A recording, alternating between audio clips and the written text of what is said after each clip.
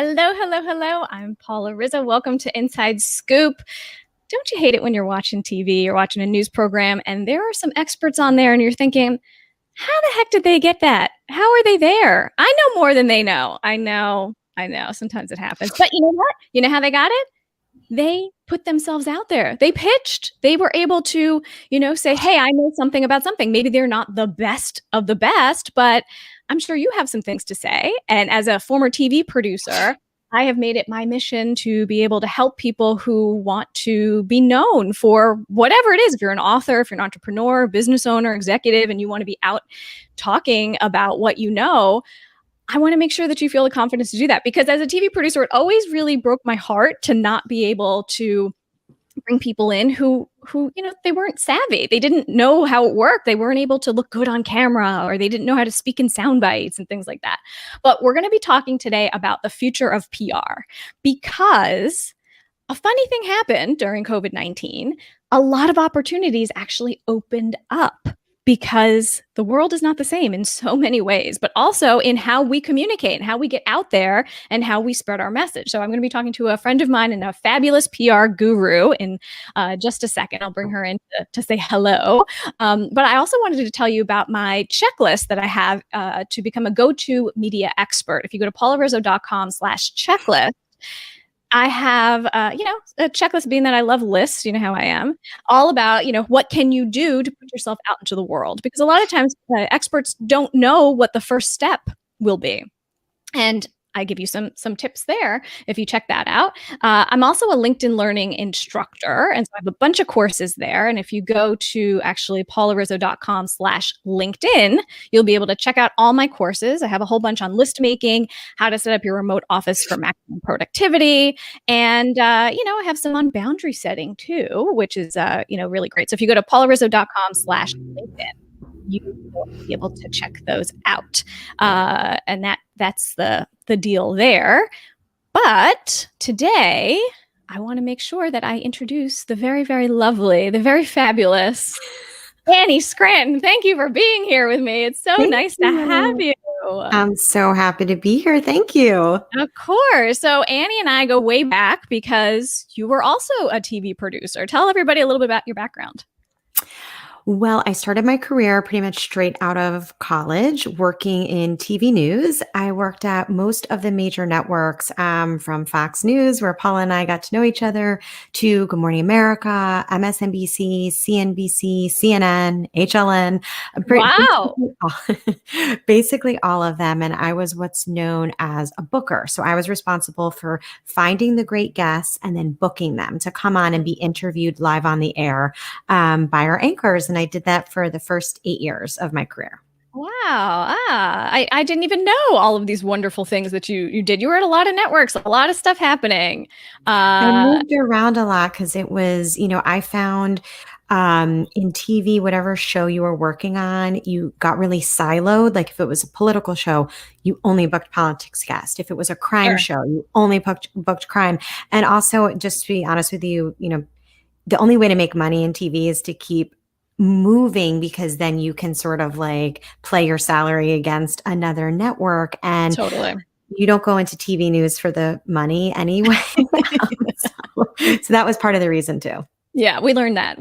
Early on. That's why both of us have our own businesses now. So now you own your own PR firm, and you have multiple people working for you to be able to get the word out. And you and I worked together in that capacity too. When I was still a producer at Fox News, I would work with Annie and some of her clients.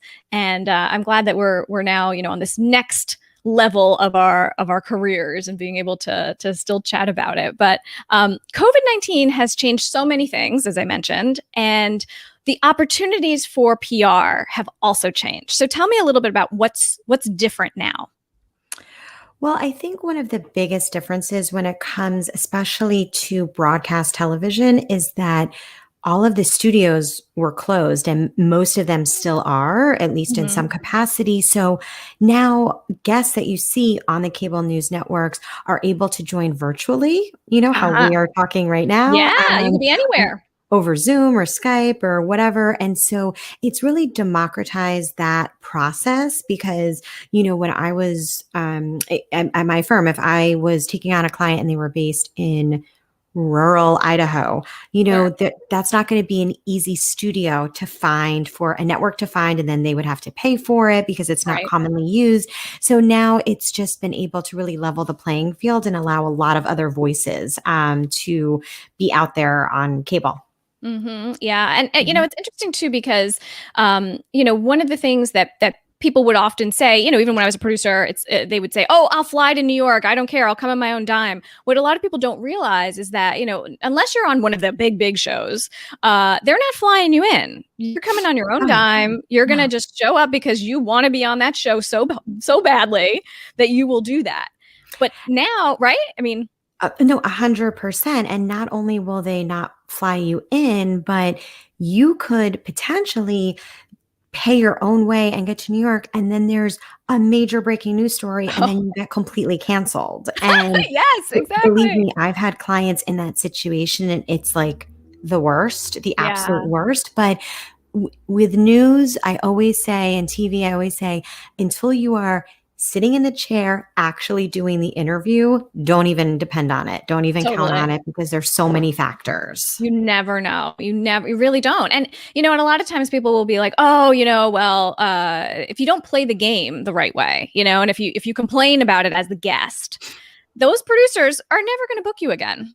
Oh my It's God. like they want to know that you know how it works, that you're able to go with the flow, right? So I always say to clients that you have to really, it helps to think of it as not a 50-50 relationship, but a 99 to 1 relationship. And, that may not be the right or best way to think of it. But in my experience, you have to, the producers are the one that holds all the power. And so they're the ones that can control who comes on, who they put in front of their anchors and their executive producers. So, it's really to your benefit to do all the work, be as kind and cordial and helpful and flexible as possible.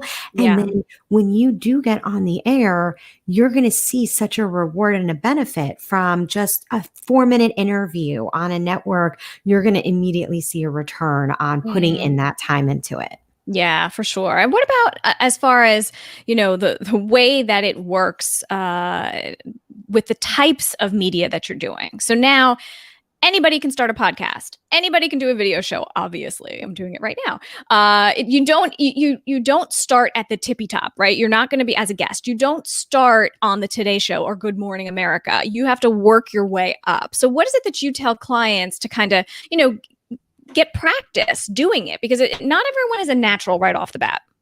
So there's a lot of different streaming networks out there, Mm-hmm. like Cheddar or CBSN or Yahoo Finance, that it's a little easier to get booked on than Mm-hmm. cable. And then the hierarchy would be then national network, like Right. ABC, CBS, et cetera.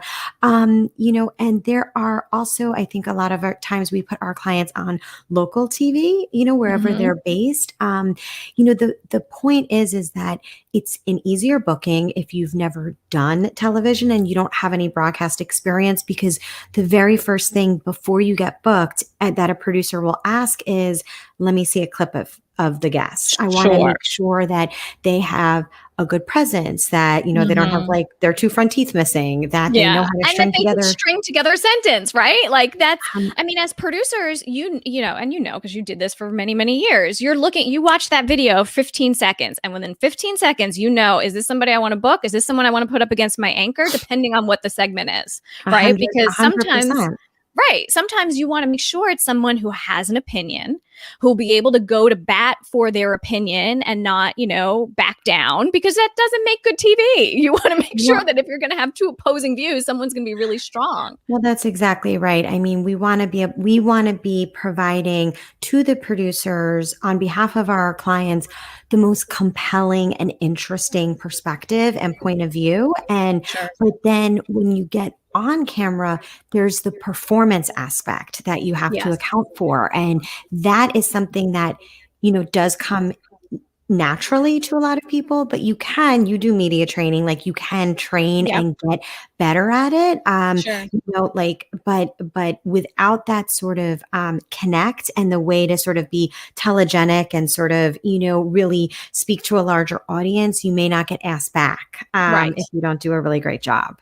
Exactly. And that one clip that you have, hopefully that's very good, that will be able to be your gateway to media, because then media begets media. One media outlet sees that you were, fantastic, then they'll want to book you too. They may find you on their own, or you have to, have a publicist, or you're pitching yourself to be able to say, "Hey, I can do this job." Well, exactly. And there's more than one way to skin a cat, to get Yeah. on TV. Like an example I talk about a lot is one of our clients, she wrote an op-ed and we got it placed in the Hill. Then Mm. we pitched her to be a guest on Morning Joe on the Hmm. topic of her op-ed. They booked her. She went on Morning Joe. And then we noticed 2 nights later, the Daily Show with Trevor Noah played her clip from Awesome. Morning Joe on there. So, it just sort of it can happen in sequential order like that, Hmm. and then you get so much more bang for your buck, than just Oh, I love one that. placement. For sure, but that's the key here, is that you have to be open to these kind of opportunities. I always tell people, don't be a snob. If you think it's like, oh, that's a tiny blog that no one reads, or that's something that whatever, it's a podcast that nobody's ever heard of. It doesn't matter, because producers and editors and bookers, they're looking at all kinds of media to find their experts. Well, And and also like you're doing media and taking on media opportunities for another goal, whether it's to sure. sell your book or to get more customers or clients or whatever. And I can tell you from personal experience, I put myself out there for brand awareness for my Yep. company, and I have had so many times doing much smaller shows or podcasts or whatever, and I Hmm. get leads for potential Yep. clients. We were just chatting right before we started. A client of mine years ago was an author. She had a new Hmm. book out, and we were so excited because we got her booked on Live with Kelly and Michael. It was at the Oh. time. She did this Hmm. whole segment with them. It was awesome. We were so jazzed. And then the next day, she did a local talk radio show in Minneapolis, where she's from.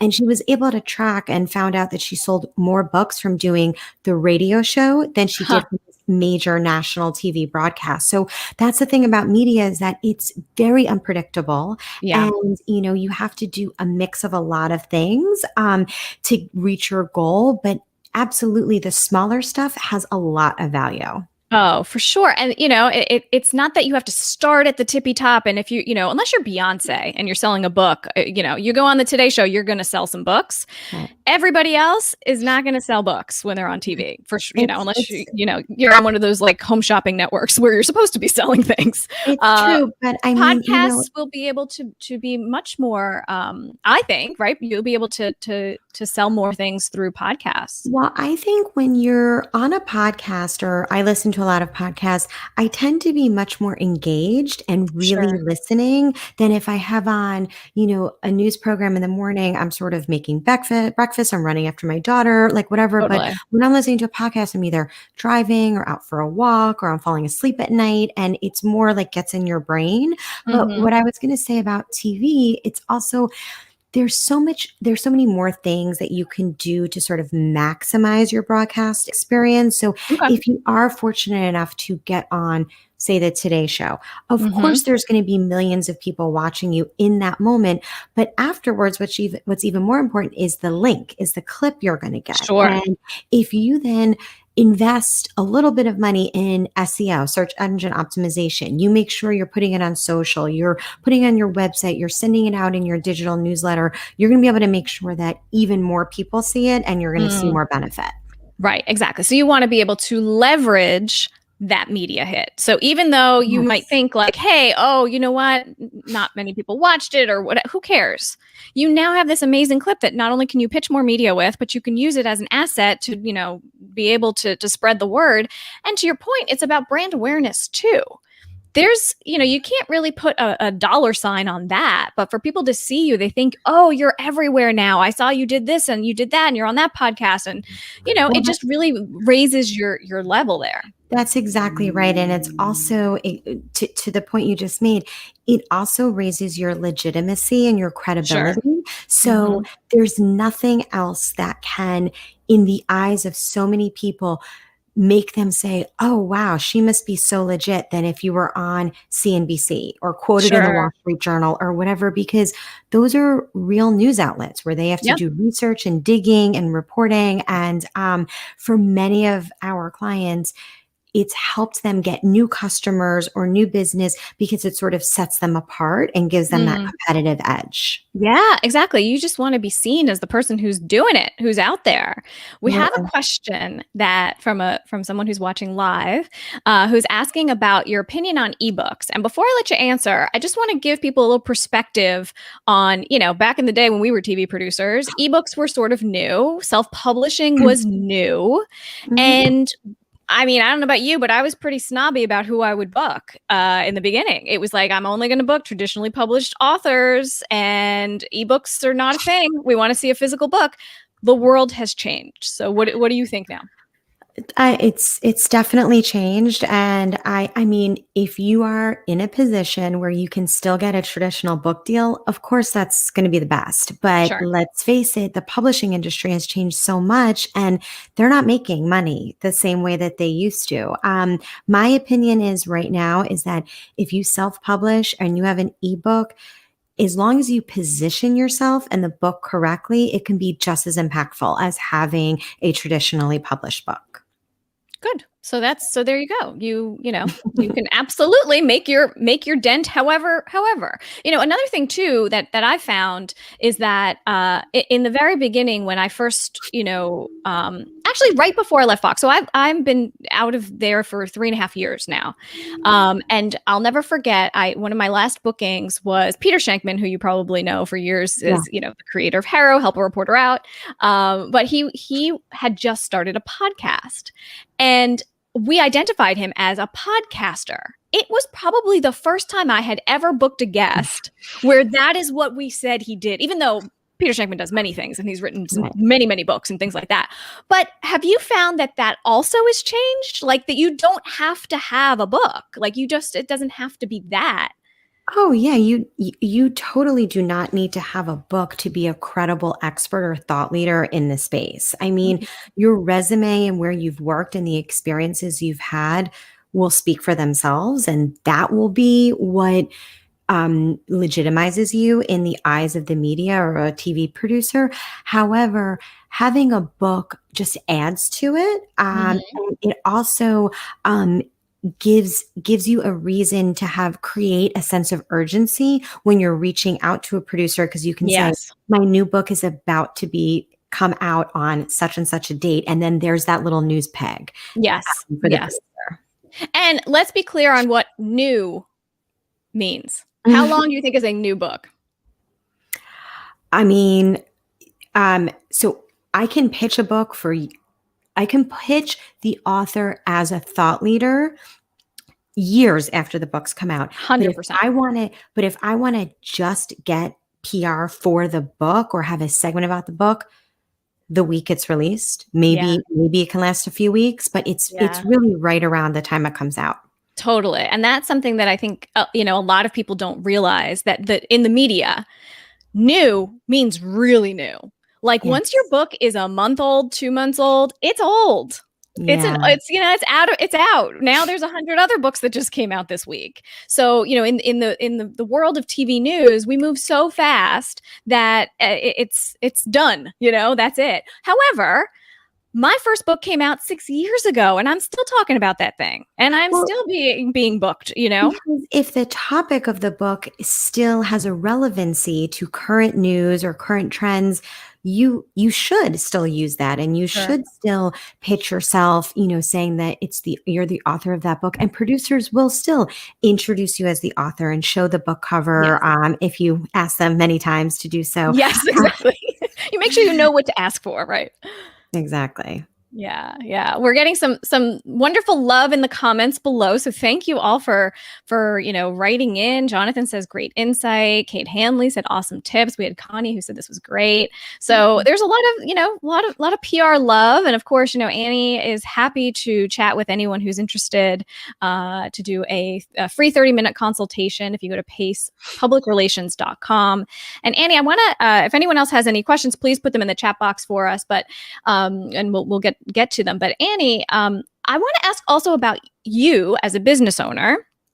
You're using your own PR tricks that you tell your clients to do for yourself to be able to give yourself some visibility and get yourself out into the world so people know about you. Tell me about your strategy around that.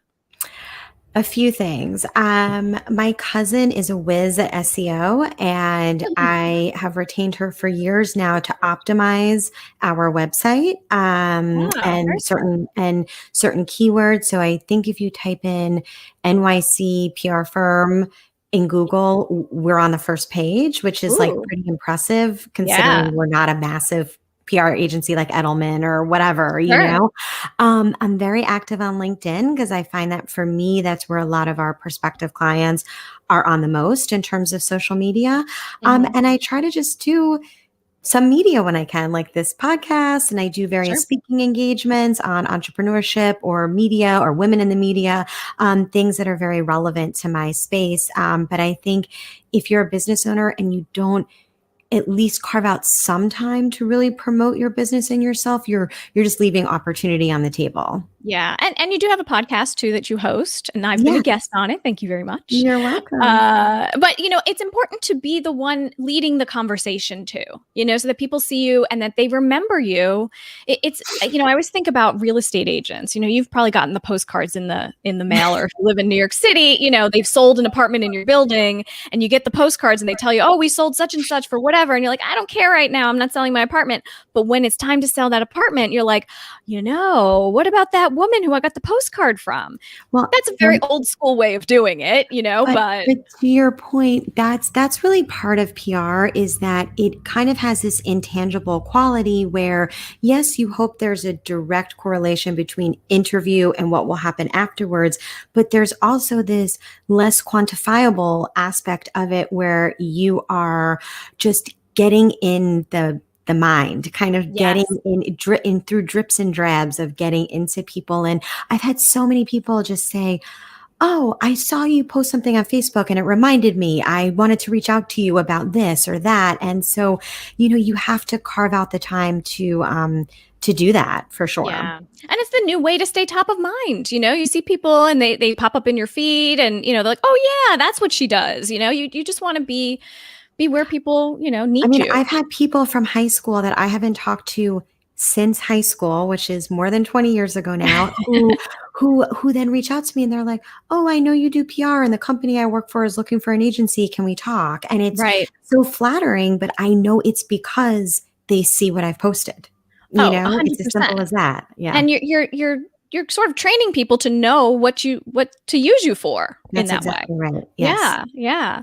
Wow. Well, we've gotten a lot of love in the comments. So thank you to everyone who has asked questions, and for the replay as well. If you're watching this after it's live, leave us some questions or comments in the chat boxes below, and Annie and I will be furiously looking in there and giving you some tidbits ongoing. So thank you for joining us. And Annie, again, tell people what this 30-minute consultation would be like if they go to your website at pacepublicrelations.com. Oh, did I lose you? Maybe I lost myself. Oh no, I lost my Annie. I'm so There she sorry. My is. internet just freaked out for 1 second. I And this apologize. is what happens. But you know what? This is a great opportunity, Annie. If this happens to someone in live TV, it is what it is. And you've So got to I just roll with it, right? And I hope that I looked normal You did. You while were still smiling. okay, so smile. Always pretend like you're still on camera, even if you think you're not. Don't start yelling shit and other things in Exactly. the background. Just be like you're still on camera. And just also my advice too is like or my colleague Rose often says it's PR, not ER. Nobody's lives are going to be lost in It's the making of this true. podcast. We will That's very we'll figure true. it out. Absolutely, absolutely. Well, the question I had asked was about the 30-minute free consultation that you offer. Yes. What will people expect should they expect from that? Sure. So we started offering it during the onset of the pandemic as a way to kind of give back as in any way that we could, because so many businesses were finding themselves in a situation where they were immediately losing tons of business, Sure. and also maybe recognizing an opportunity to pivot within their business. And Yep. so the consultation will be a chance for you to tell me about your business or about your business plan, your business model, and then I can offer hopefully some advice on how you can slowly start to build up media and start getting a Mhm. buzz and attention for your company, because there are many things that you can do yourself with if you don't have the budget to hire an agency. Oh, that's interesting. So to be able to, not everybody else is ready to hire a PR agency, and not everyone should. They might not be ready, and you want to make sure that you are in the best possible position to set your publicist up to get you some good bookings. Because I I am mean, sometimes people hire publicists thinking, "Oh, this is going to be it. I'm going to be on every TV show," and they're just not ready. Well, I mean, you have to have the infrastructure in place before you can really go and publicize it, meaning you have to make sure your website is all perfect. You have the social media handles set and ready to go, that you as a company can handle an influx of new business if the media leads to, a Sure. quick generation of leads for you. And also timing is everything, Mm, and so a launch is always a moment to sort of create press, but right. it may be more beneficial in the beginning to go use those marketing dollars for maybe direct marketing or targeted ads or something. There's a lot of different ways out there that you can go Mhm. about getting your brand out there, and PR and media relations is just one aspect of that. Yeah, absolutely. We've been getting some good messages. Julia saying great reminder. Jonathan says it's been really helpful to hear this from a PR practitioner in this era of metrics. Not everything is tangible. Very true. You're not always going to know, and Yep, people might not even remember where they saw you, which is okay too, as totally long as you fine. were I don't there. care. Yeah, it's fine. I mean, it's easier if you for you to be able to say, oh, that was really worth the opportunity. I'm glad I did that, but you know what? You got to just keep doing many things. You just have to get it out there. 100%. Peru says very generous. Thank you. And she'll be booking a consultation with you. So that's Great. awesome. So if you see Paru, and Karina, totally agree. PR person here saying, you guys are preaching the same language right there. And Paru says, so true about the postcard. Oh, when we were talking about the real estate agent, she met Annie in a previous life. But her CEO at the time did not have an appetite for PR. And now she's watching this and she's thinking, because she has her own business, she is now a CEO of a company, right? Like Call life me, Peru. changes. Yes. Amazing, amazing. Well, fantastic. And Annie, it's been a pleasure. Thank you so much for popping on with me and chit-chatting, and to be continued. Hopefully we'll be able to team up and do some other things that'll be fun and I have to continue. say, it's really nice to be able to continue the relationship as the years go on and our businesses and careers progress. But thank you for having me. This was so fun, and I hope people found it useful. Me too. Well, thank you, Annie, and to all of you, thanks for watching, and I will see you next time.